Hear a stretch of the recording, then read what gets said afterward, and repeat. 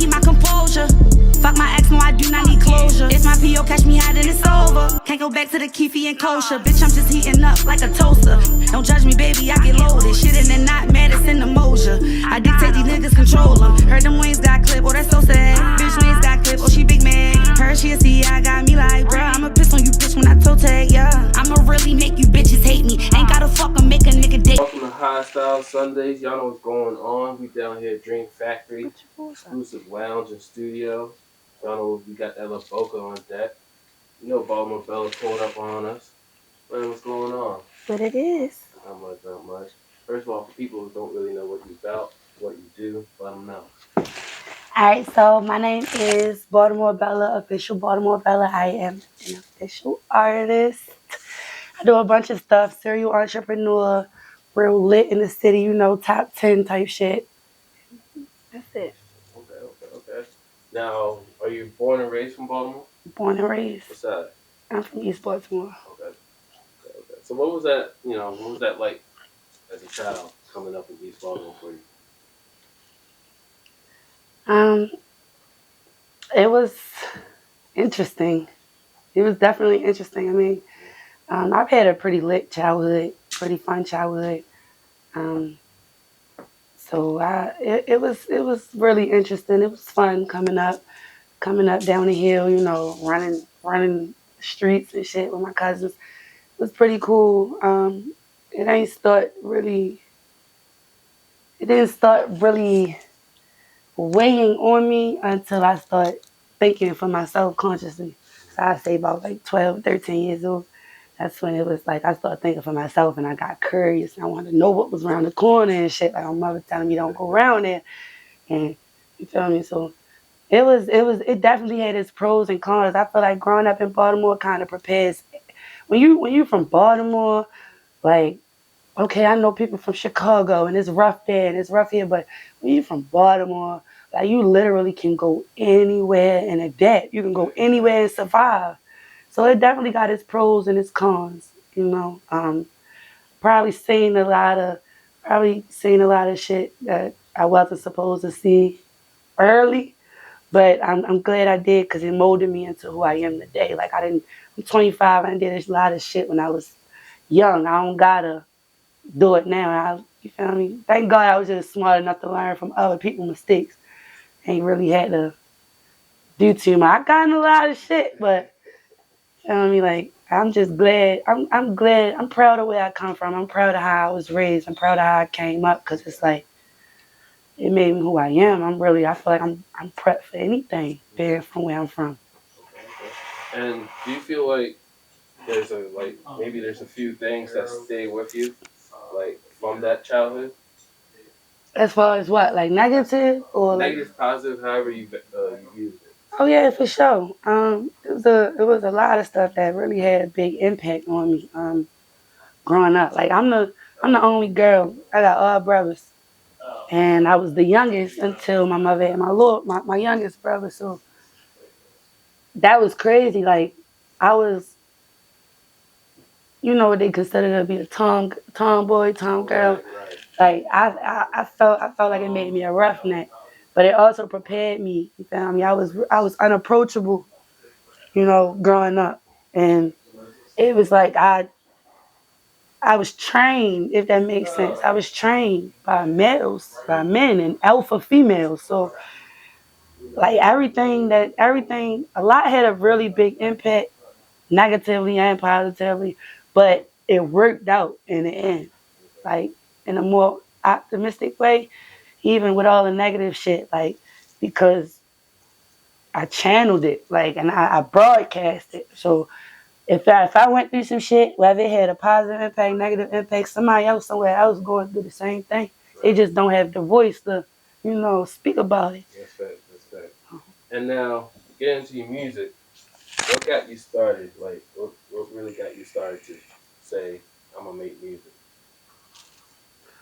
Honestly, I just was talking about this. I don't really like saying it's just something I just jumped into because I feel like that discredits a lot of people who really was born with the passion for it. But just to be honest, like I always been a poet. all my life. Like I always wrote poetry. I was in dramatic reading contests and shit like that when I was in like third grade, and I was winning. Feel me? Like, and I was on a debate team, debate champion. So I always had a voice, and people would always listen. Like I always been a leader, and I knew I could write poetry. I done wrote books. I done wrote a bunch of shit, but it was like music for me was more so honestly something to just show myself. I could do that. Like I could do this. If I could write poetry, I can write a song. But it didn't. To honestly, that's how it started for me. It was just something another skill to put under my belt to prove to myself I could do. But I never thought that I would get the feedback that I got from it. Like, and it was just like, oh no, like you think you just about to just do this and this? No, hell no, you can't stop. Like, so now I'm here. It's been a year and a half since I started doing music, and it's just like, no, like when you do something and you get a big impact like that, you can't stop. You gotta keep going. Like, Right. And now you spoke on how you have that leadership mentality. So how does that help you throughout, like either making music or just general life? one more time. Like you mentioned about being a leader. Yeah. So how does that help you, throughout your life or throughout making your music? Well, influence is a motherfucker. So it definitely like it showcases a lot of my personal life. It allows the people to, get to know who I am. But I've been leading. To this, that's why it's so important to me. Like how I showcase my influence and what I'm out here doing and what I'm posting and all that, because it's a lot of people that really, they going to take my word for something. They going to follow what I say. If I say, oh, go try this, they going to fuck around and try it because they know my word bond.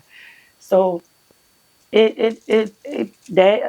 too has its pros and its cons. Like when you're a leader, you got to be careful who you leading and how you leading.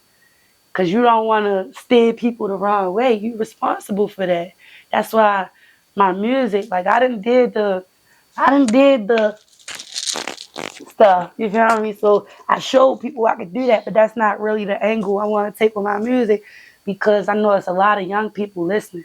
It's a lot of young people listening, and people don't understand how much the media of today has so much of an impact on the youth. Like I got a 7-year-old, she want to do music, and she can freestyle and shit. So that's like she mocking me. If I'm talking about my body and all that, she gonna mimic that.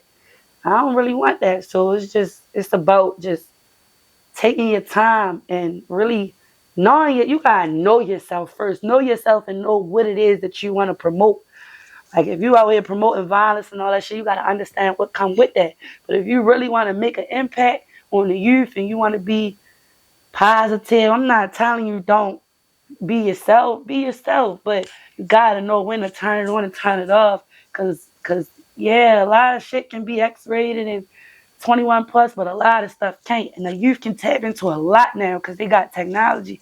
So you just gotta be careful with your leadership. You gotta make sure that you lead in the right way and the right message. Facts. And also, with that leadership, is that pressure. Yeah, So how do for you sure. handle that pressure? What's your mental state like of all that? Um, it definitely is a lot, and it gets overwhelming. Like dropping my project, like I said, the feedback was 1,000. I really didn't expect it, so it was just like the moment I dropped the album and it got one view, it was over. Like you are an artist now. Like that pressure is there, and it's like you wake up every day and you like, damn, like what I'm gonna do today, or how I'm gonna make an impact today. How can I make my movement or my campaign louder? How can I make it be seen? So it is a lot of pressure, but my advice to anybody else coming at me, just stay true. Stay true to yourself. Be yourself, and honor where you came from. Honor who you came from. Honor the people who taught you what you know. Like that's the most important part, because that means if you honoring yourself and you stand true to what you know, it's authentic. The moment you start trying to be something that you can't relate to or that you really know nothing about, it stops being authentic. And people can still relate to it, but in my opinion, you attract the wrong crowd. Because if you start being something you not, you got to keep up with that shit. I'd rather just be myself and showcase who I am, who I really am, where I come from, who I came from, uplifting the people around me, because I know for a fact it's nothing fake about that. It's authentic. You can trust when you listen to my music. You only gonna hear shit that I've been through. You only gonna hear places that I want to go. Yeah, we manifesting, but a lot of this shit like is pain. You gotta talk about it. There's somewhere, like I said, there's some people out there they don't have no voice. So if you got one, you gotta utilize that. If you got a platform, you gotta utilize that. If you got one genuine person that leech off everything you say and you know that, steer them right. Steer them in the right direction. Don't tell them no fake shit because that's what you want to be. Like, be yourself. Be genuine. And I promise you're going to always get where you want to go. Of course, it's going to be haters and all that shit. But as long as you stay true to yourself, you don't got to worry about, you feel me, what you say or do being used to get you on the internet. Right, that's real. That's real. And I want to talk about the title of your latest project is Closer Than Ever, right? Closer than ever. Closer Than Ever. So break that down to us. What does that mean to you? Because I felt like that has a lot of meaning to you. All right, so a lot of people don't know, like, before I dropped any music, I had no music out. I think I had one song out, and that was the update. I got pulled to New York. Like, and it really showed me like it ain't really always what you know. A lot of this shit, especially with the industry, is who you know. Cause I ain't have nothing else. Ain't nobody know I was rapping. I had a lot of clout for just being, you feel me, authentically me. Everybody knew who Baltimore Bella was, but it wasn't really people knowing me for different shit. It was like their opinion, just because I had clout. But man, I got pulled to New York, and I was in places like Quad Studios and shit like that. And I'm going to Fashion Week, and I'm meeting these new people, and I don't got no music out. And I'm getting introduced to these people as, yo, this the next best thing. And it's like, well, wait, can we hear something? It's like, well, she don't have nothing. It's like, well, why is she here? You feel me? So that right there showed me like the opportunity is endless. You don't have to, you feel me? You don't have to have a bunch of clout, and you also don't have to know a bunch of people. You just gotta be authentic. Being authentic and being genuine gonna put you in the rooms. Or even if you're not physically in the rooms, like on one of my songs I said, you don't gotta be in the rooms for your name to be in them. And that's a fact. Like, it was people that knew about. I dropped one song, or I might have went live a couple times and freestyled, and it got somewhere. So no matter what you think, no matter how small your platform is, people watching. And I got pulled to New York when I had a couple deals on the table, and it was just like, damn, how? Feel me? So it just made me really open my eyes. Like, shorty, you're not just, and my mother tell me all the time, you're not just anybody anymore.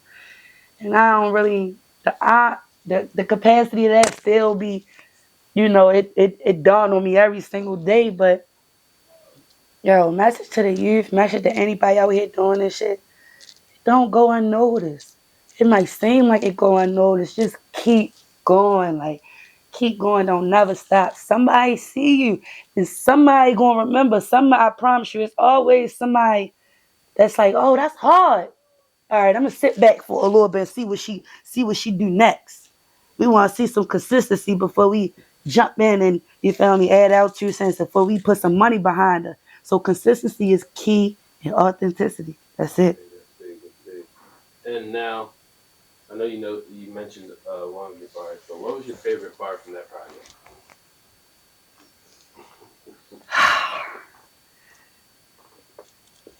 If you don't have one, I got a lot, but one of my favorite ones is remember when I used to be bummy? Bitch, I'm up now. Look at 83 out that window, trying to get uptown. And God know I ain't never been to tightly with regrets. Mikey caught me down bad, won't let them bitches see me sweat. Came home, got on my shit and said it ain't no going back. Still fighting hella charges, so I know I'm going back. And I know that shit probably went over a lot of people here. Like, you wouldn't know what I was talking about unless you really been through the penal system or you knew, like, All right, so to break it down, I said, remember when I used to be bummy? Like I was bumped down. I ain't, you feel me? Wasn't always up to par. Wasn't where I wanted to be. Now I'm up. Which means like I got a better image. And then look at 83 out that window trying to get uptown. You only know what I meant if you've been over to jail. City jail. City jail. If you ride down 83, you ain't have to go. You know that city jail sits on, it overlooks 83. And it's a big ass sign on there that say, put the gun down, drop the guns, or pick a room. And you literally, if you've been locked up, you know that when you on that side, depending on what side you on, you looking at 83.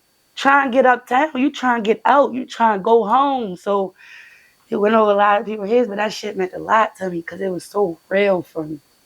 And I want you to talk about like how do you bounce back from like setbacks? You know, I know you've been through a lot of ups and downs. So like, how do you bounce back and get back on track? To be honest, it's the mindset. Like if you allow depression, a motherfucker. Feel me? Anxiety, a motherfucker.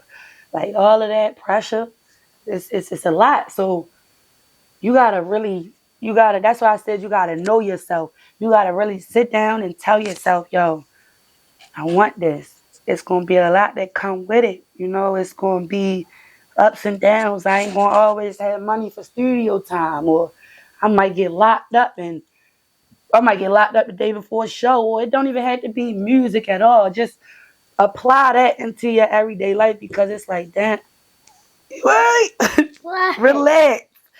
Like apply that into your everyday life. It never gets easy. It will never get easy. Don't ever think that because you have it hard that you getting counted out or your story or your testimony ain't worth being told because you gotta go through more. Like it's not like we ain't throwing no dick riding on this side, so it might take us a little longer.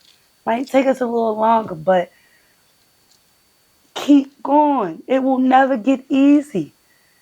If you tell yourself, man, I'm tired, I'm gonna wait and do that shit tomorrow. Tomorrow gonna come. You still ain't gonna feel like doing it. You gotta push through it. It will never get easy. It only gets bearable. It only gets bearable. If you start today, I promise by the time tomorrow come, you 24 hours in. You're a lot closer than you was yesterday. You're a lot closer than you would be if you tell yourself, nah, I'm going to wait. I'm going to put it off and wait till I'm ready. And that's what I mean by closer than ever. Like, we closer than ever. We got this shit started. We don't know how long it's going to take us because, like I said, we doing this shit authentically, genuinely. We ain't out here selling our soul for it. So it might take us a year. It might take us 10, but it's going to happen if you keep it moving, keep the campaign rolling. Baltimore, this little, my grandfather always told me, we here. And like L state animal is the crab. Like it's fucking city full of crabs. Like it's Baltimore is this tiny dot on the map. You can't even see us.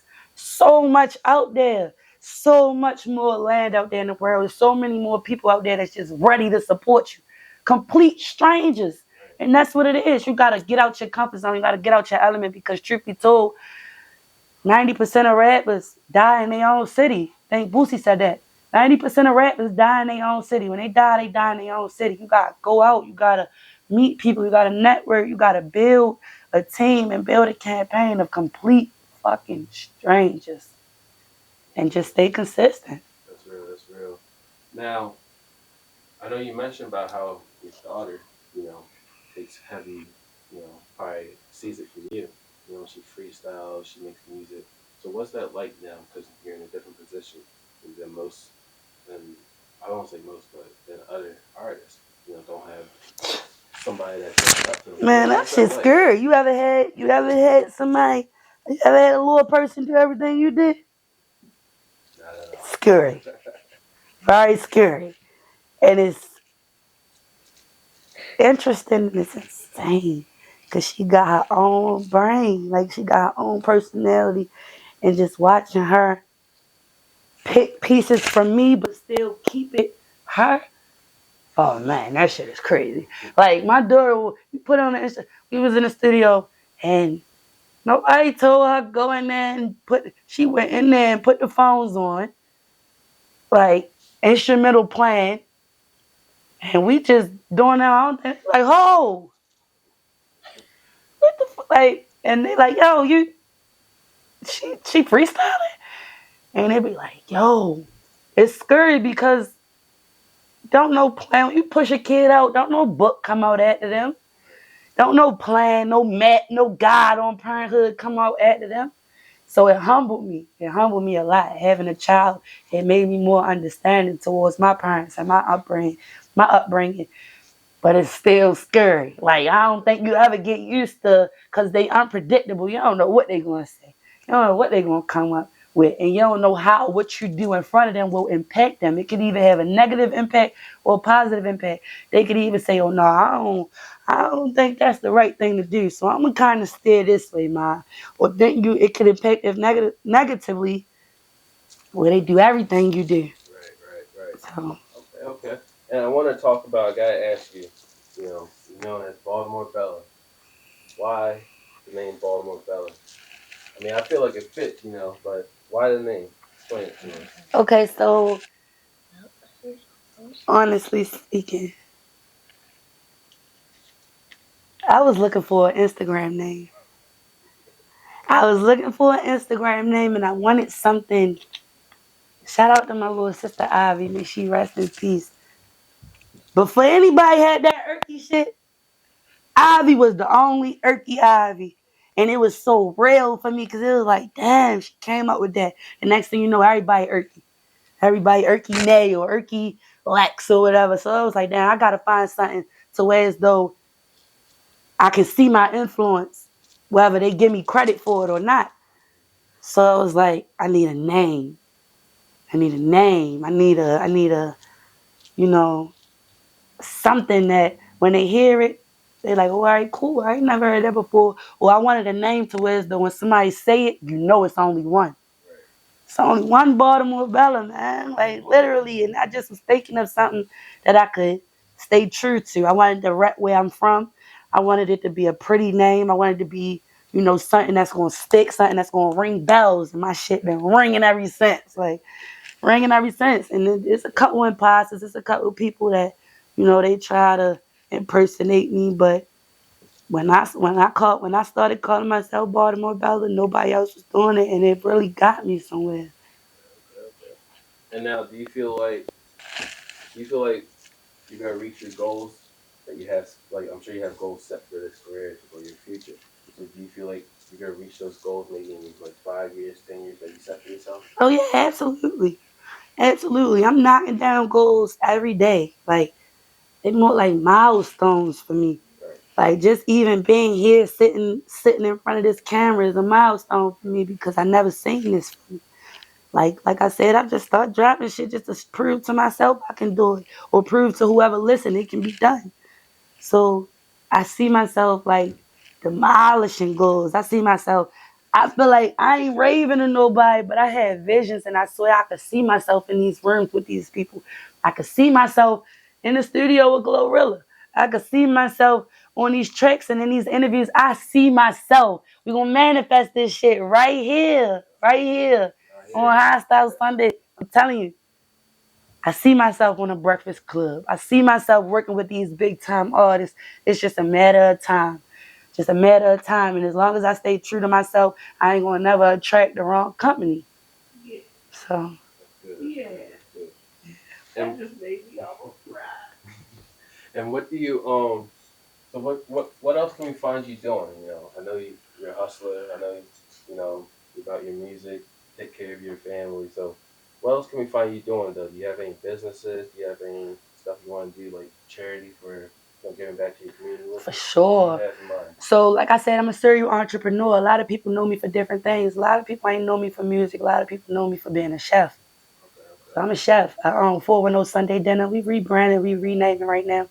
But a lot of my notoriety come from that, from cooking and selling food. I've been doing that since 2016. I started Buzz Bowls, which was putting the food in the pineapples, putting the drinks and shit in the pineapples. So I still running the people to this day, and they like, yo, you own Buzz Bowls. When you gonna come back? And then there's people that's like, oh, are you sell players? And they know me from, just having just different things. I'm a lash tech. I went to Job Corps for carpentry. They throw us in the jungle. We coming out with chinchillas and shit. You feel me? So like, and then that y'all can just look forward to me. I ain't even gonna lie. I can't call it. You can never call it with me. When you're a hustler, you gonna go out and you gonna do anything that can get you to where you gotta go. Only thing I ain't doing is selling my soul and my body. So you can really count on me doing anything. You might see me and my daughter selling waters on North Avenue. But I promise you, it's always a intention. It's always we doing this to get somewhere. We scraping out these couple dollars to get somewhere. So y'all can definitely look forward to seeing me being a manager for my kid. We're gonna do a mommy and me project. Y'all can look forward to me doing YouTube, vlogging. Can't call this shit though. Cause I'm young. I'm only 25. I done did so many things that generate income, but I'm still, even with doing music, like I said, I didn't plan this. So I'm still finding a new love for it every single day. I'm falling in love with different parts of it every single day. But I haven't, and I've been explaining this, like I haven't found something to where as though they say when you really love something, you can wake up every single day and do it for free. And I don't think I got that yet. Like I can, and as far as charity, I think I could. I know what it is that I could wake up every single day and do for free, but I'm just not where I want to be in order to start it. And that's pretty much charity work. I want to have either a group home or like some type of mentoring program for at-risk youth. Like I wanna, like my mother was in the profession of that all damn near all my life. My mother was the head advocate for Yo Baltimore, so she worked with at-risk youth all my life. I've been around that all my life, and like I said, when I was young, I really stepped out and started doing my own thing, trying to find my own way, and I got in a lot of trouble. So I was in the system. I was in the juvenile system. You know, I was around a lot of people. I done seen it. And by the grace of God, I was smart enough to, if I see you touch that and it burn you, I don't got to touch that and know it's going to burn me. So that saved me a lot. And I just want to pass on what I know. You feel me? I really want to work with at-risk girls. So I'm going to manifest that ages 9 to 19. And like I said, my little sister Ivy died. So I want to start something called Ivy's Dream House. Ivy's Dream House, where it's like a whether it be a residential program for at-risk young women, young girls, or it'll just be a after school mentoring program or something. We're gonna make history. We're gonna make history. For sure. That's dope. That's really dope. So I want you, first of all, do you have any last words, any special projects coming up? Um, nah, I don't want to spoil nothing. I literally want 2023 to just be shocking. Okay. I just wanted to be shocking. Like, all right, I showed everybody I can rap. I showed people I can stand in front of shit and make music. Now it's time to put some storylines behind it. Now it's time to do some acting and, just hit the people where it hurt. And I feel like a big part in manifesting where you want to go is being quiet.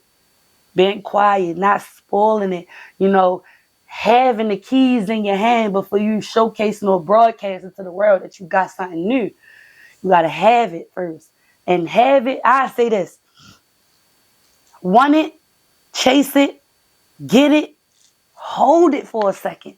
Hold it so that it's important to you and you know what it is. Before you broadcast it to the world, know what it means to you so that you broadcast it in the most authentic and genuine way ever. So that's what I'm doing. I'm gonna keep them going. I'm gonna keep them shot. I don't. But we can look forward to more new music, Oh, absolutely. new visuals, right? Absolutely. Okay, New okay. visuals with storylines, new music. Like I said, YouTube with my kid.